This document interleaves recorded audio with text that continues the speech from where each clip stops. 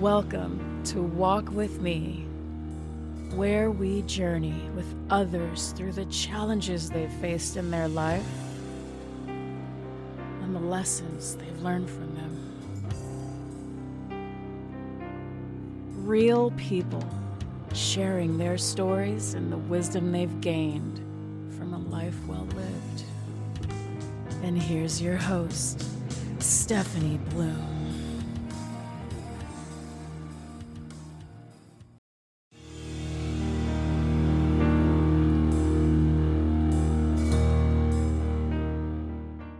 Thank you so much for joining me today. Can you please share your name and the short title to your story? Sure. My name is Jack Daly. I am a retired naval intelligence officer, having served for 20 years in the United States Navy. So I enlisted in 1983, retired in 2003.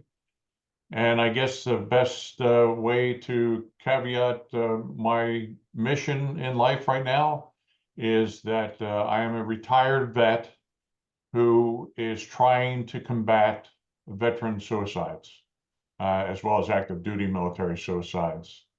The numbers over the last 10 to 12 years are devastating.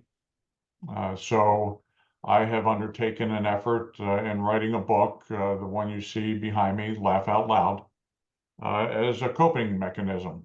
I'm not sure it's going to stop somebody from taking their own life, but hopefully it can be used to help them cope from day to day. Awesome. So the short title to your story, how would you describe that? A vet, having been through hell, helping other vets that have been through hell. Noble mission. I love it. Okay. So tell me, what was your early life like, Jack? What was your family life? What was your normal? Ah, normal, I guess, is in the eye of the beholder. My early life, my childhood was rather, I guess you could say, tumultuous. When I was about 3 years old or so, my father picked me up out of bed and scooted off with me out of the house to his mother's house, my grandmother's house, to protect me from my own mother. He had been attacked by her on a couple of different occasions. She was very unhinged. She, as I learned later in life, was addicted to painkillers of all things, and that he wanted to get me out of there for my safety, and that worked to a degree until I was a little older, probably not even 4 yet, and things went awry in his life, where he had been running one of the most popular nightclubs in Philadelphia, and he was arrested for running a booking operation in Philadelphia, but that was a secondary charge. The initial charge was that he was charged with embezzlement for having stolen bank securities from a nearby branch of the First Pennsylvania Bank. And the long story, or actually the short story of the really, really long story was it was a friend of his who sold him the securities that he had stolen from the bank. He was one of the bank officers or tellers, I forget which. But it was pretty tumultuous. He spent time in jail when I was very, very young. I lived and was raised by my grandmother during that period of time. And as it turned out, while he was in jail, my mother disappeared on her birthday, October 31st, Halloween. No pun intended. She didn't turn into a ghost. She just up and disappeared, as I found out many years later, as a result of some of the people he was dealing with in the booking and gambling operation that he was running out of his nightclub. Wow. Tumultuous is right. That's a lot to process. I'm grateful that you had your grandma though. She was the Rock of Gibraltar. All 4'11" of her, she was an absolute rock. My grandma was 4'10". I can totally relate. Yeah. My great grandma, but yes. So you were raised by grandma. So what was life like when you got to like elementary school? How did that go for you? Uh, I struggled. I struggled with ridicule. I did not handle the ridicule well. I got tagged with the moniker of Baby Daly because it didn't take much to bring me to tears during those days, especially if there was anything said to me by anyone that was detrimental or sarcastic or critical of my grandmother or my family in any way, shape, or form. And the reason primarily being because when my father was arrested, the best picture of he and my mother that ever appeared anywhere was on the front page of the newspapers. So it wasn't a hush hush story by any means. It was known all over the city of Philadelphia. That's a lot for little Jack to be carrying on his shoulders. No wonder why you were so close to tears. And I didn't know the factoids, so to speak, until I was much, much older. Some of them were actually concealed for a very long time. Some I did not know until I was well into my late 20s and early 30s. So Wow. yeah, the magnitude of the situation was really unbeknownst to me because my grandmother and my aunt, who pretty much became my surrogate mother throughout my childhood and my teen years, they tried to protect me as best as they could, but Curious George got the better of me as I got older. I think we all have that curiosity in us somewhere, so I we're believe not going to so. hold it against you. Okay. So you earned this nickname or this moniker, and how did life change for you when you got to junior high and high school? The majority of the ridicule stopped. I still dealt with it from, for lack of a better term, some smart asses that I grew up with that, they thought they were very cool and were impressive, taking jabs at me because by the time I hit high school, I was over 6 feet tall. So, I was a big target. It's funny how when you get bigger, they get quiet. Yes. Okay, so had you always wanted to go into the military? You said you enlisted when you were 20?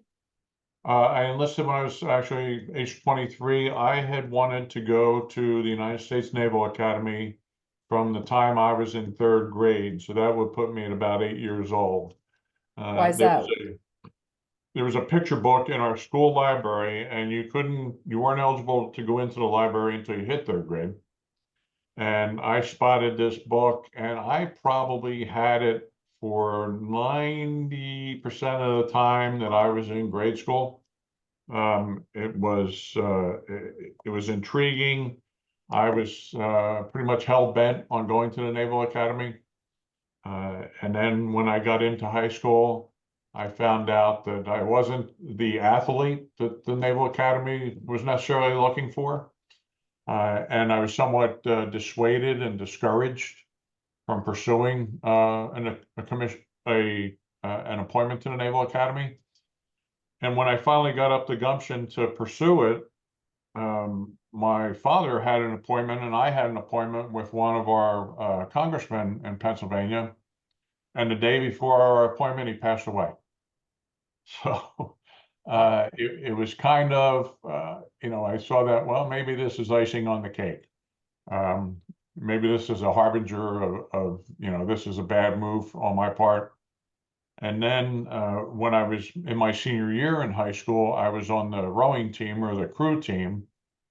And we always put together an 8-man boat and would go and race against the plebes, the freshmen at the Naval Academy at the beginning of every season. Well, we won the race. We were treated to breakfast with the most food I have ever seen in my life. It just was nonstop. It kept coming until you turned your plate over if you were fast enough. And then they took us into what mimicked a ready room on an aircraft carrier the pilots would sit in these great big luxurious leather chairs that just pretty much swallowed you. And they showed us a movie of the day in the life of a midshipman. I was 10 minutes into that movie and I said, I never want to see this place again as long as I live. I said, I don't need that nonsense of being grilled, trying to eat my dinner by some jerk from I've never met before. And he's just doing it because he can. I put up with that throughout my entire childhood and growing up with my father at the dinner table. No way in the world. I'm not doing it. So, financial circumstances and the economy shortly after I got married in early '83 it kind of forced me to, okay, I have to make a decision. The Navy's something I've always wanted to do. I'm going to bite the bullet. I'm going to enlist and see what happens from there. So 1983, the economy was definitely not doing great. No. What happened when you enlisted? Well, my wife had just given birth in November of '82. I had decided to enlist a couple of weeks prior to my daughter being born. So it was right around my own birthday in middle of November. I got shipped off to San Diego from Philadelphia. So I left my wife with an infant in Philadelphia and in a house by themselves. And I went to play sailor boy in San Diego to go through basic training and some advanced schooling. And then I guess it was probably August, September, they were finally able to join me. And my first assignment coming out of training was to a ship by the name of the USS England. It was a ship named after Ensign John England, who was the only chaplain who was killed in the attack on Pearl Harbor. So it had nothing to do with Great Britain. Sure. It was named after him. So after my first underway period, meaning we left port in San Diego, we sailed up north to San Francisco. I was standing out on what's called the weather decks, or outside of the skin of the ship, where I was, looking down at the ocean, and I decided, boy, I'm going to make a career of this. By whatever means I do it, I'm going to stay in and at least try to get 20 years in and retire from the Navy and see what happens after that. So it sounds like it provided a pretty stable lifestyle for you. It did. It did. It was a guaranteed paycheck. I got into a specialty. I started out as what was called a radioman back then, essentially a communications technician. And I got into, I don't know how many people listening will know what this machine is, but I became a teletype repairman. And Okay. so those machines you see in the old movies that are clacking like crazy, excuse me, and that became my specialty, as well as becoming a Xerox copier technician. So I was kept pretty busy with my normal duties as a radioman and with the Xerox repair and the teletype repair. So it was challenging. The separations were very, very challenging, especially being at sea, away from home for 6 months.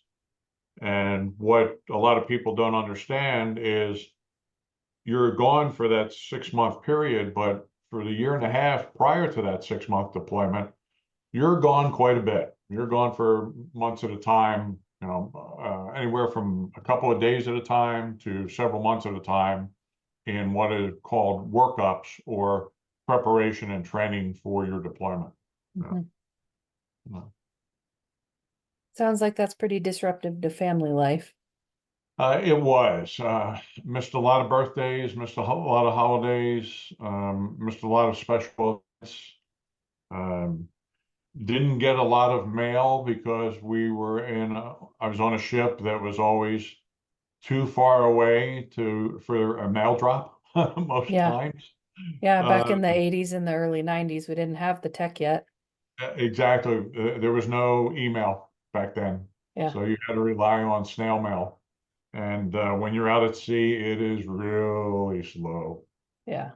Weeks. Weeks, yes. Yeah. Okay. So what sort of big event like happened or changed, or like you've spent all this time in the military and it's a culture, right? Like there's a whole brotherhood, a family like bond with these people, and you're seeing these reports come in daily of just how many people cannot process what they've been through, and their mind starts to crack and fracture, and sometimes they can't hang on. So how did that come to impact you? Well, I guess there were a couple of events that occurred uh, after I got my commission as an intelligence officer. I was assigned to a F-14 Tomcat Top Gun fame fighter squadron, the top hatters of VF-14, and our air wing, Carrier Wing 3, was assigned to the USS John F. Kennedy. JFK having been I left an impression on me with his words when he said in a speech, ask not what you can do for your country, ask not what your country can do for you, but what you can do for your country. That became my ethos through as I was growing up. And we were on a training mission down in the Caribbean. We had pulled into St. Thomas in the Virgin Islands for a 4-day R&R. And after we pulled in, we got a call in the late evening saying, hey, you guys are going to the Persian Gulf.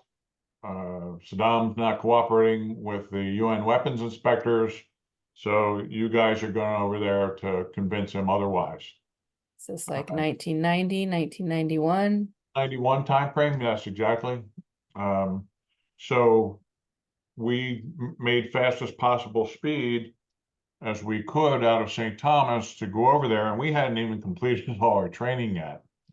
And that night, after we got underway that evening, I had come back from eating dinner. I was in the intelligence center, and throughout the ship, they have TV monitors that show what's going on the flight deck.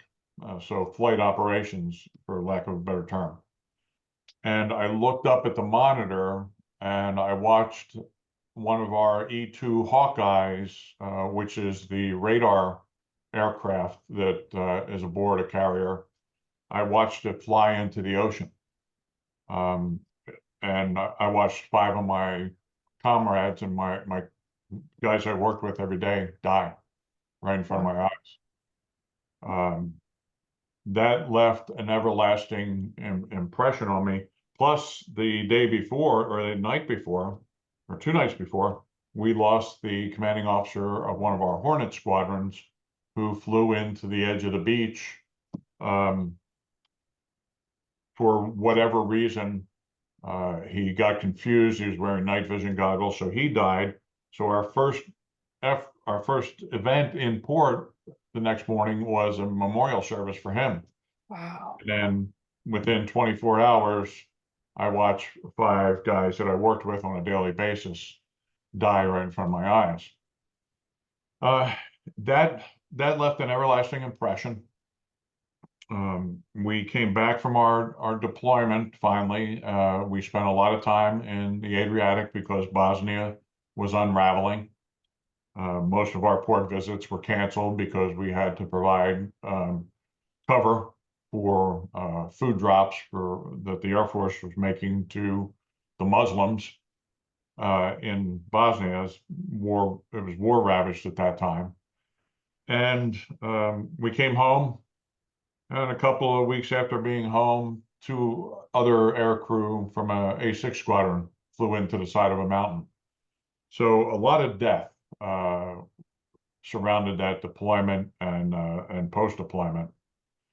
But I guess the most impactful incident that hit me front and center, square in the eyes, was that I was stationed on Vancouver Island up in Canada, and we knew that there was a problem up there with Russian and Chinese merchant vessels, particularly cargo vessels, that were suspected of interfering with our ballistic missile submarines that were stationed up in the Pacific Northwest and our carrier battle groups that were up there, to the point where we believed that the Russians were actively trying to track the movements of our submarines and our carrier battle groups.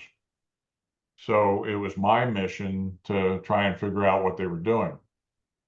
So as part of that mission, one day I was on a Canadian helicopter with guys I had never met before. And my mission was to take pictures of a couple of these Russian ships. Well, after taking several pictures and several hours afterwards, I had a chief petty officer, U.S. Navy, who was the best imagery analyst in the entire Navy. I handpicked him to work for me up there. And he walked into my office and he asked me, he said, "Gee, you got some great pictures. I think we're going to be able to get some use out of them. Are you experiencing any issues with your eyes?" And I said, "Yeah, Chief, as a matter of fact, I am. I think I got some grit in my eye or wind shear because I had my visor up on my helmet in order to be able to use the camera." And he said, "Do you have a headache?" And I said, "Yeah, it feels like somebody buried a pickaxe in the back of my head." And I was sitting at my desk preparing to go to Australia for 10 days. I was going down there for a conference on this issue about these vessels. And he put a piece of paper in front of me on my desk and he said, "See that spot right there?" He said, "You caught a laser." So what that meant was a Russian spy ship in U.S. territorial waters fired on a Canadian helicopter with a U.S. intelligence officer on board. That equaled an act of war. There was no two ways about it. So after a lot of medical exams, et cetera, it was determined that I had suffered retinal burns in both eyes from laser exposure, and that the Canadian pilot that was flying the helicopter, he had been exposed and also suffered damage to his right eye specifically.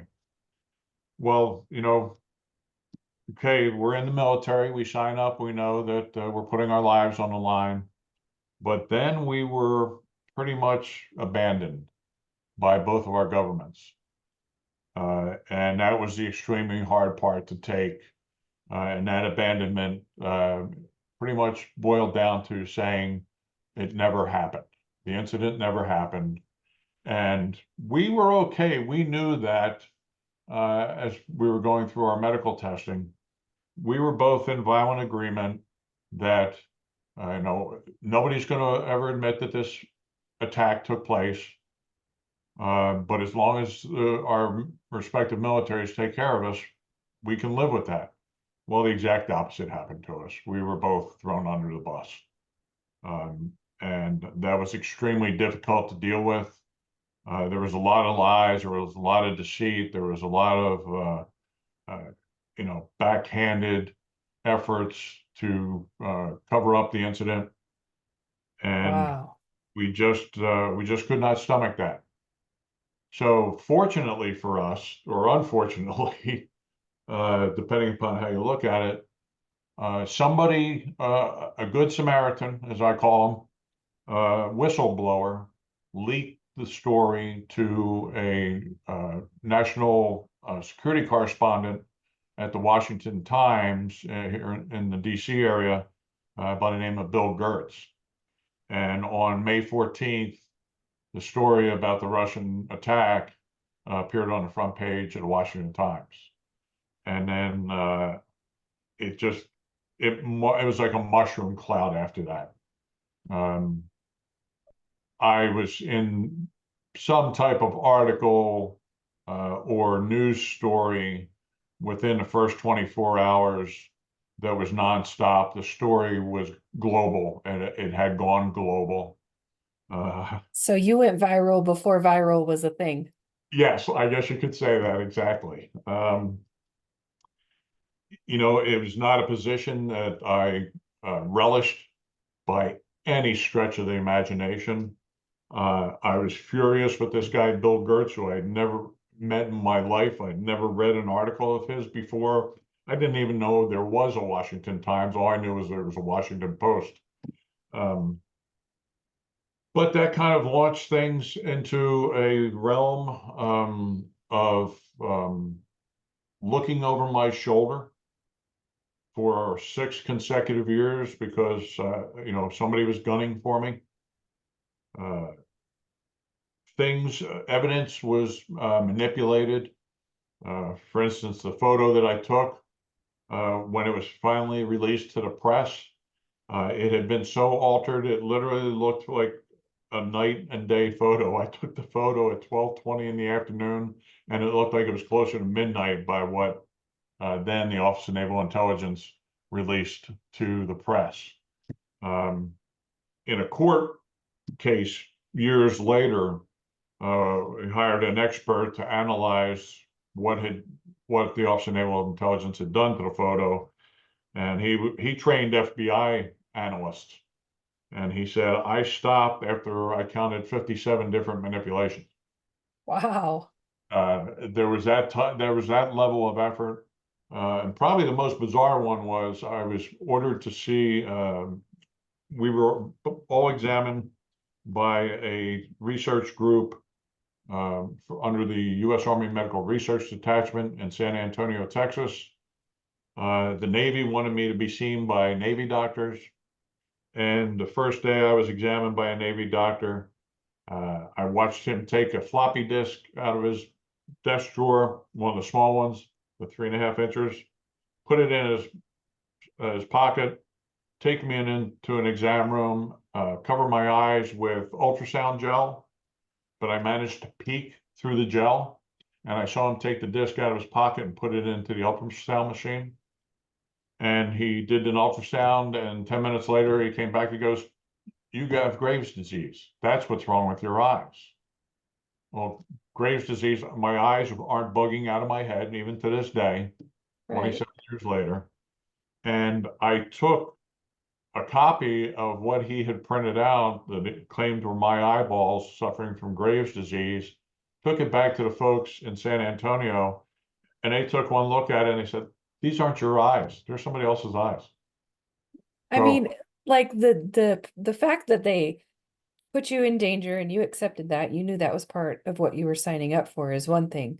But when they turn around and they're like, not only did this not happen, but we're going to cover it up extensively, right? And then when things get exposed, oh, well, we only manipulated it 57 times, like this is Right. ridiculous.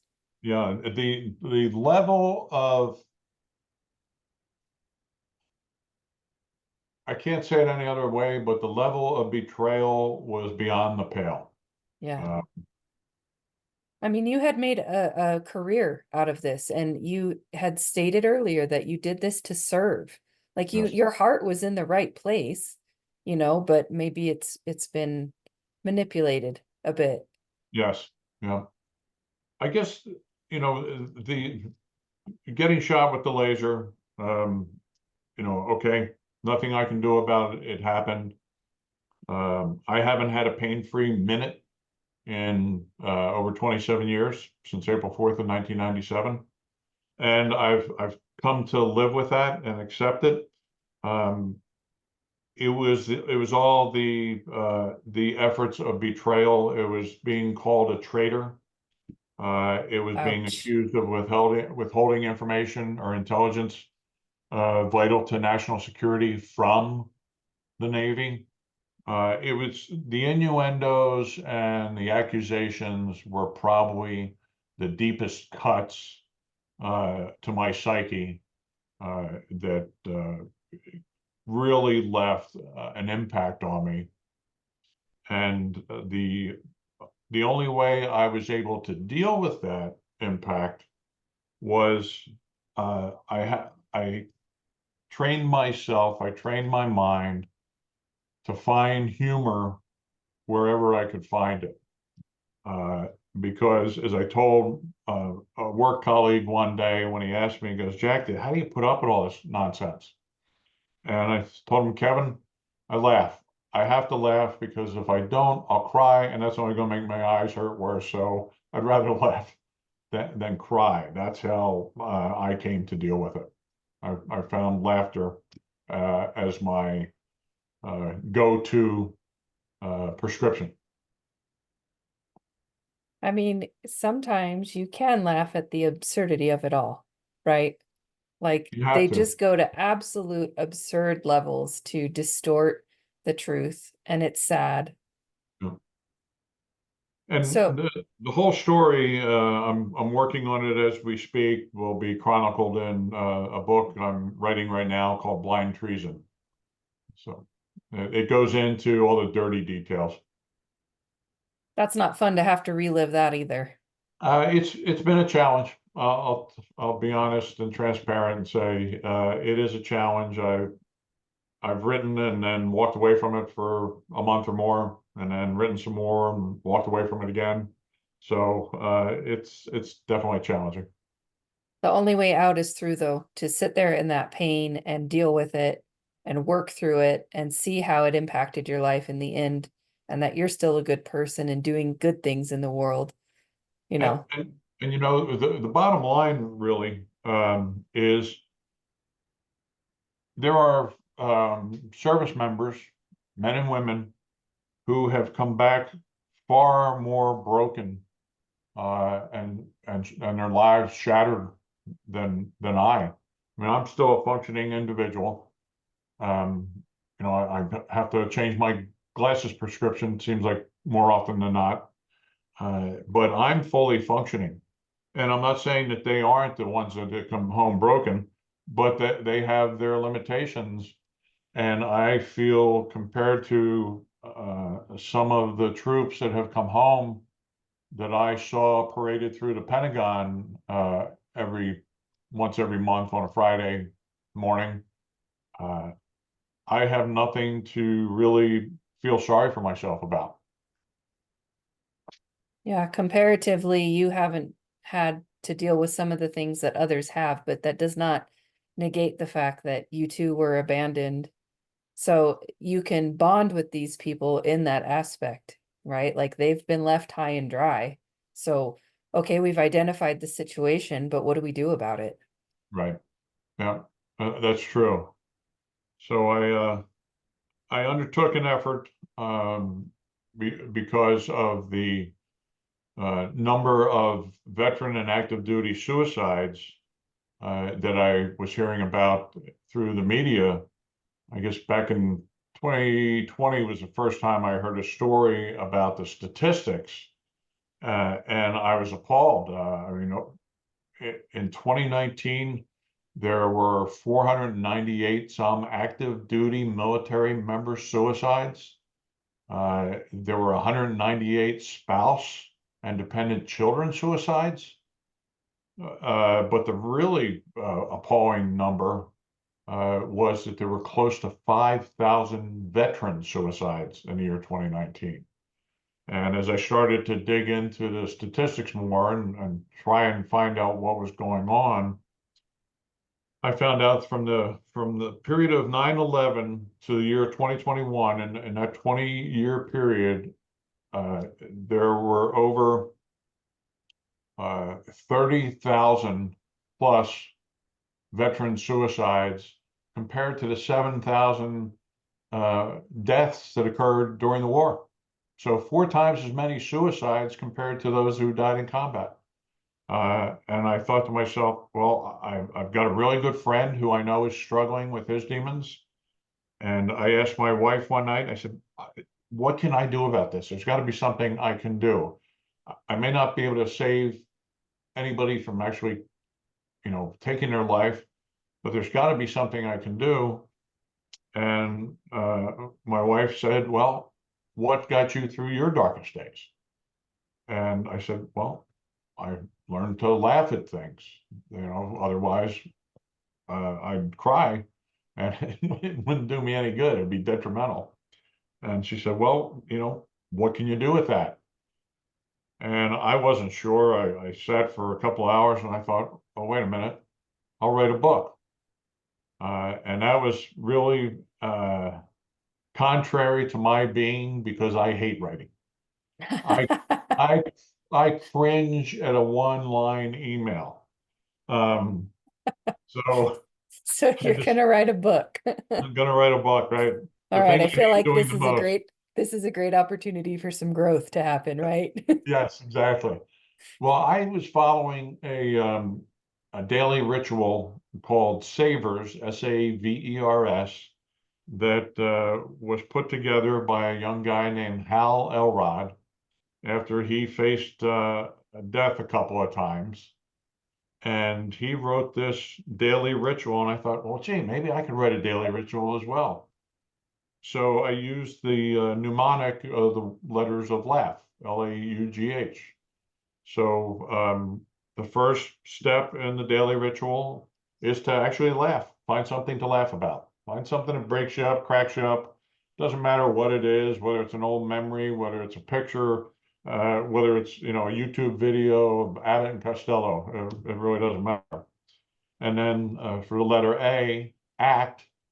Get up off the sofa, get out of the recliner, go take a walk, look at the sky, exercise, do something, but get your body moving, get your blood flowing. And then and this is probably the most important one, unplug. Put the devices down, put the iPads down, the iPhones, the Androids, put all that down, go out, raise your head from, looking up instead of looking down for a change, and look around, see what's around you Me that's and my not on the screen. me and my friends are always telling each other, go touch grass. Go touch grass. That's a good one. Just go touch grass. Yeah. And then G for grow. Learn something new. If you were a kid and you said, gee, I always wanted to learn how to build model airplanes, go buy a model airplane and build it. If you wanted to learn how to do crochet, go get a pair of crochet needles and some yarn and go at it. Do something that gets your mind working, get your hands working, utilize what you have, because as we all know, there are diseases that are going to hit us in our later years, like Alzheimer's, where those abilities are lost. So the opportunity, take advantage of it. And then H, for humor. Humor me or humor us. Go make somebody else laugh. Because the highest order of being able to laugh is to make someone else laugh. So me, I torture my wife just about every Halloween. I plant plastic arachnids in her bed and in various places in the house, and rubber snakes in the freezer. So, I pay a price for it, mind you, but I have a good time. And after she screams, she eventually starts to laugh. So it works. And then, it can be a daily ritual. It can be done over an hour. It can be done over, 5 minutes. It can be done over throughout the day. You do one step at a time. I still work full time, so I don't have necessarily the ability every day to sit down and do all 5 steps over an hour. I may have to spread it out over the day. So it's really easy to follow. And there is medical proof that laughter is actually beneficial to one's health and psyche. I love that. And it makes memes make so much more sense. Like everybody loves to share the little picture memes. They've got a short message, they're quippy, they're funny, right? Share, leave a meme, take a meme, threads. It's a great way to communicate and share a laugh. So I love that. I also love dad jokes, right? Like they're awful, but we love them. Or Well, or watching or it's what even worse for me. I tell granddad jokes now. oh, fantastic. Well, congratulations on the granddad jokes. That's amazing. They're really bad. That's fun. That's a good way to connect though too. Awesome. So you wrote the book and what kind, how was it received? It's been received very well so far. I self-published, and this is the first book I've ever self-published. So there are its related challenges. The marketing has definitely been a challenge. Uh, I never went through any type of advertising training, but I've had to write ads, both on Amazon as well as on Facebook. It's been a learning experience. A growing experience, if you will. Yes, a growing experience as well. I'm about to begin narrating Laugh Out Loud. And for the last 2 months, I have been studying on how to use um, audio editing software. That's a real challenge, let me I tell know you. I edit my own show. Okay, you fully understand. I do. It Um, gets better as you go. it does, okay. That's good. Good to know. That's reinforcing. I appreciate that. Yeah. I edit my own show and I edit another show that I get paid to do. So I've been doing that for 3 years. But before that, I had a different podcast. Didn't last more than 3 years, but I've got a lot of experience in that area. It goes faster the more you do it. So just stick with it. And it gets easier once you actually start doing it. Um, Uh, Can yeah. you put a plug in for the software that you're using? I use Audacity because it's Okay. free and it's pretty good. Okay. So I like free. Very good. Very good. And they have lots of tutorials and they're good at updating the software so it stays current with things. And Okay. it's pretty user friendly. So, Good to know. and if Very you good. need any support or anything, you're welcome to just reach out. I'll do my Oh, I best to help appreciate that. for Thank sure. you. Uh, Yeah. Yeah. Narrating, writing a book, narrating a book, it's a lot of work. It is a So, lot of work. I know my wife's not too happy about it, the fact that I pretty much have 2 full-time jobs right now. right. Yeah. Yeah. Well, it's good though. You're bringing good things to the world. You're trying to help people from a Oh, good place of your heart, right? You're still serving your country, but in the way that is beneficial to more than just the people that have been suffering, but for anyone who's working through that really hard stuff where it's hard to put one foot in front of the other, right? yeah. Just to have a guidepost, like just laugh. And I don't want to say that this book was solely written for veterans who are struggling. It's written for anybody who's struggling. And one of the things that I have become more and more aware of uh, since I published the book is the teenage suicide statistics are climbing at an exponential rate, and it's mind-boggling for me because I know that, okay, when I was a teenager, it was tough. Okay, the girl, number one girl you wanted to ask to the prom, she shot you down. So, you licked your wounds and and and found somebody else. But I think the influence and I guess it's just the mass nonsense that takes place on social media that these teens are exposed to. I know my own youngest went through living hell on social media. Um, it's proved detrimental to our teens. I'll probably get some flack for that. Hope you don't get any flack for having me say that on the show. And You you're can welcome to have, cut you're it wel out. you're welcome to have all the opinions you want. I don't You know. care. It doesn't offend me in the slightest. I Okay. mean, I think our world is pretty messed up, and for anyone who is actually doing anything about it, I don't like it. Put up or shut up, right? Like, unless you're actually doing something to improve it, your opinion means nothing. So here we are out here trying to make, be the change we want to see in the world. So Yeah. You whatever. know, it's one of my pet peeves is to hear people complain about something, but fail to try to do anything about it. You know, Because they identify with their victimhood. I I believe that's true. You Yeah. know, they'd rather play the victim than try and play. Uh, in my case, I don't consider myself a victim as to what has happened to me in the last 27, 30 years. I feel as though I'm a survivor, not the victim. Yeah. I mean, you can choose to be the victim or you can be the hero of your own story, True, right? absolutely. Yes. So I don't I think that that's the choice we have to make ultimately, is to be of service and to do it from a place of love, right? Mhm. But we also need to call these things out as we see them, because we can't work on them if we don't know they're a problem. Right, right. You know, I put my head on a chopping block back in the late '90s by finally uh, allowing somebody to interview me and write this story and get it out uh, in the press, because I knew that the bottom line was going to boil down to this threat was a real and existing threat to all of our air crews, whether Navy, Air Force, Army, it didn't matter.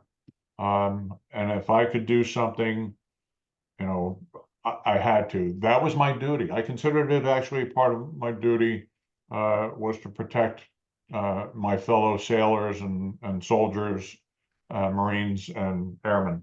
That Uh, community means real things. right. I took an oath, Yeah. Stephanie, I took an oath to protect and defend the Constitution of the United States. And I didn't take that oath to protect and defend a piece of paper. I took that oath to defend the people of the United States because they were the ones who were at risk. So I will never regret that for a second. Good. That integrity is something to hold on to for sure. Yeah, it seems like it's a rare commodity these days. It's hard won, and not everyone understands that process. Like That's true. integrity is showing up every day. Yes. Yeah, absolutely. Um, Well, thanks for doing the right thing, Jack, and sharing your story and putting out this guide to help people deal with heavy stuff from your real life experience. That's very special. And we look forward to seeing your new book come out when you finally get it done. If you no matter how many times you have to walk away and back to it, right? yeah. Is there anything else you would like to share that we have yet to cover today? I think probably for anyone that is in the listening audience that is struggling, don't suffer in silence. Uh, Reach out to somebody. There is somebody out there that is willing to help you. If it's only if you just need somebody to listen to you and not say a word. If you just need to tell them what you're feeling, don't hesitate to reach out. There are professional organizations, there are hotlines, uh, utilize them. Do not suffer in silence. Very positive. Well, thank you again, Jack, for your time. It's been a pleasure. Thank you. I really appreciate it.